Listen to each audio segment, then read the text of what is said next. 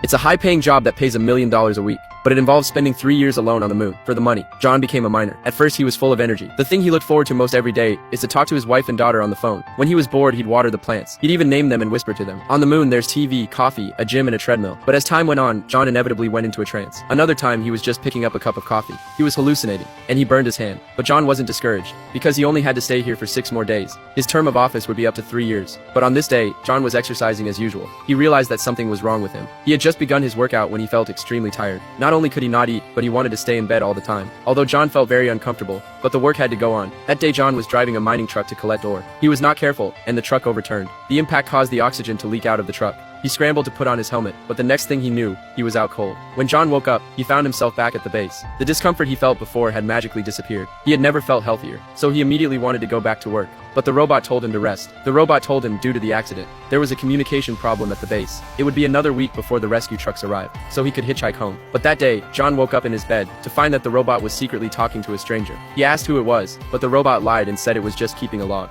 This made John suspicious, so he sabotaged the base's oxygen system. Under the pretext of maintenance, he left the base. As soon as he left the base, he went straight to the broken mining truck. But when he opened the door, there was a man in the car who looked exactly like him. I'm outside.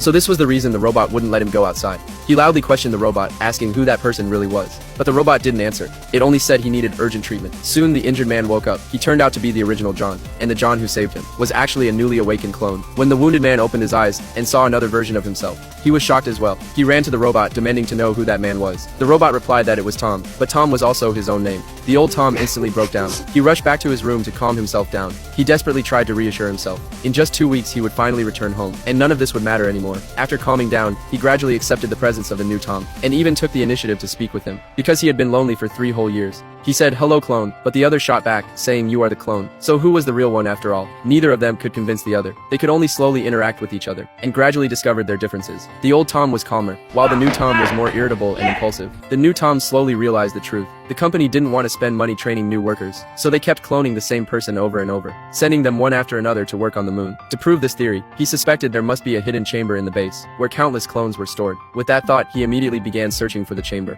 During his search, he got into a conflict with Old Tom. Old Tom was quickly knocked down, frightening New Tom. Old Tom didn't understand what was happening to him. He found the robot and asked if he was really a clone. The robot admitted it. He said every clone was awakened by him. Each clone had original Tom's memories implanted in his mind. That way they would have attachment to their family in the hope of returning home. Old Tom was heartbroken when he heard this. It turned out that even his memories didn't belong to him. The robot showed a crying expression. It even extended a mechanical arm to comfort him.